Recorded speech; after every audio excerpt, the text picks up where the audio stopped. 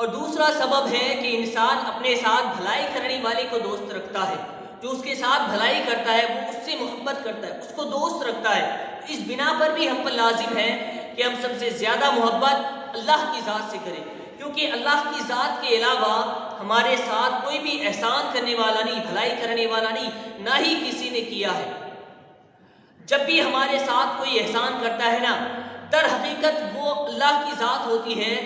کیونکہ جب تک اللہ تبارک و تعالی اس شخص کے دل میں ایک زبردست موکل بھیج کر یہ بات نہ ڈالتا کہ اے شخص، تیرے لیے دنیا اور آخرت میں بھلائی اس بات پر ہے کہ تو سامنے والے کو کچھ دے تاکہ وہ اپنی مراد کو پہنچے، تاکہ وہ اپنی ضروریات کو پوری کرے۔ حالانکہ دینے والا جب آپ کو کچھ دیتا ہے تو وہ اپنی فائدے کے لیے دیتا ہے، اسے آخرت میں ثواب ملے گا، دنیا میں وہ نیک نامی، تعریفیں اور واہواہی لوٹے گا۔ لیکن اللہ تبارک و تعالیٰ نے جو اس شخص کے دل میں یہ بات ڈالی کہ وہ آپ کو کچھ دے، آپ کی ضروریات کو پوری کرے، تو اللہ تعالیٰ کے اس میں کوئی فائدہ نہیں ہے، اللہ کا کوئی غرض نہیں ہے۔